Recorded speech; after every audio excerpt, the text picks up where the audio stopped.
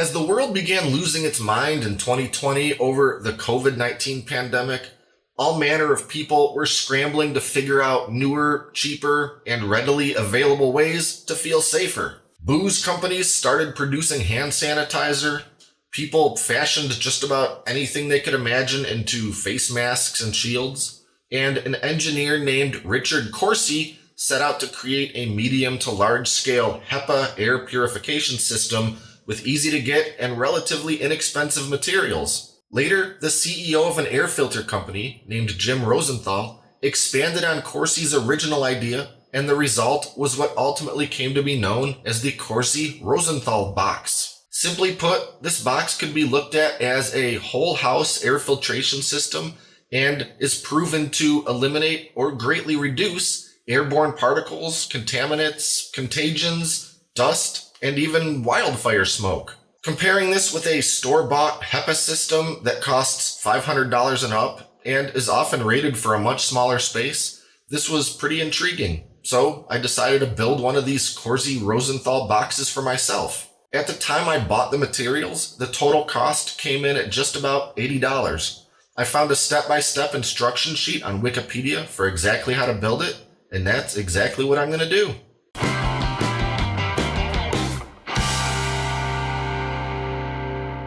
To make this system, I basically need 6 things: a cheap box fan of a particular size, 4 furnace filters of a particular size and type, and duct tape. The instructions I followed recommended using one of 2 specific brands of box fan. And for the filters, use 20-inch by 20-inch by 1-inch filters that are either 3M MPR 1900 or MERV 13. I used MERV 13 because they're cheaper. For the duct tape, any will do, but I really like my Gorilla Tape, so that's what I'm using. And I'll put the links to these materials in the video description below so you can see exactly what I'm using here. A little bit about the fan I chose. This is the Mainstays brand 20-inch box fan. I went with this one for 3 reasons, and they all have to do with how its streamlined design is ideal for my application. First, the control switch is located on the front face of the fan. This might annoy me for any other use, but for this, I really like it here. Second, there is no carrying handle jutting out of the top of the frame. The only handle is flush mounted in the back face of the fan. I won't need it, so I prefer for it to be completely out of the way like this. And third, the feet can pivot and fold out of the way, such that they are also not jutting out in any direction. I don't need the feet, so this is perfect. Now, the way this system goes together is really quite simple. We're basically building a cube of filters with a fan on top. The fan, blowing upwards, will draw air into the cube through the filter walls, thereby filtering and circulating that air. It's a similar premise to the filter on a forced air furnace, except we're using filters from 4 directions instead of just 1. Assembly pretty much just involves duct taping everything together, so making sure that my filters are all pointing in the correct direction, dictated by the small arrow printed on each filter. I will start by taping them together until all 4 edges are attached. I do recommend arranging them in a sort of log cabin configuration, such that each corner is staggered from the previous corner. This will ensure that your overall outer dimensions of the box are the same on all edges. Now we need to make a bottom for our cube. Some designs of the Corsi-Rosenthal box actually use a 5th filter for the bottom, but this doesn't make much sense to me considering the box will be sitting on the floor, and there won't really be any airflow from that side. So we're going to use a piece of cardboard. The instructions I'm using suggest using part of the cardboard box that the box fan came in to make the floor. That would have probably worked fine, but I just happen to have a much heavier duty box lying around that I needed to get rid of anyway. So I'll use that. I just need to cut it to the proper length and width and tape it in place. At this point, it doesn't matter which end of my filter cube I use for the floor.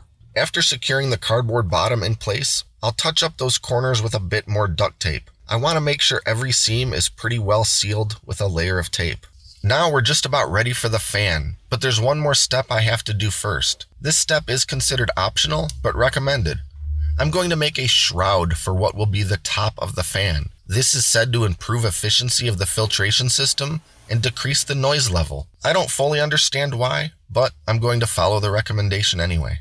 For this, I will use the fan's box. I want it to be a nice clean fit, so I need to trace and cut out the rounded corners of the fan, and then trace out and cut a 16-inch hole in the center. And finally, cut out a circle for that integrated control switch. Now to attach the fan. I'll start with a straight strip of tape down each of the sides to make sure the fan is nicely secured to the filter cube. And because the fan frame has these wide rounded corners and I'm attaching it to a quite squared surface, I will definitely give those corners some extra attention with the tape using an X-Acto knife to make sure everything is tightly covered and clean looking. Now to attach the cardboard shroud.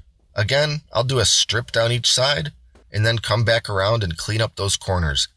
I really hate wrinkly, messy looking tape lines, particularly with this extra thick Gorilla Tape.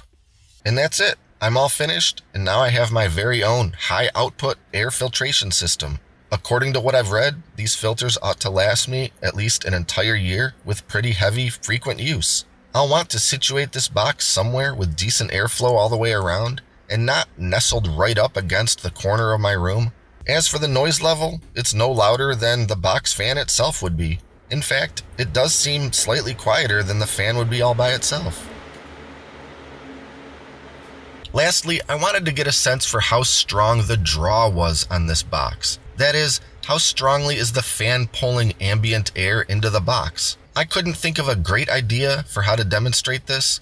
The best I came up with was to get a cigarette and hold it near the box. I will say though that the smoke basically all went right into the box, and pretty much as soon as I extinguished it, I could no longer smell even a hint of cigarette smoke in this room.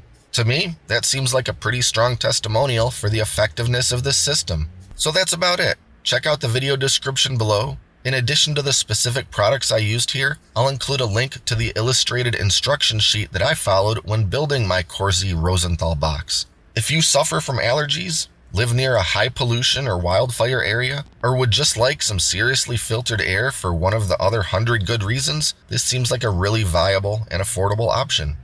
Be sure to like and subscribe and stay up to date with all our latest stuff, including future DIY contraption videos. Thanks for watching, and until next time, this is Great Lakes Prepping.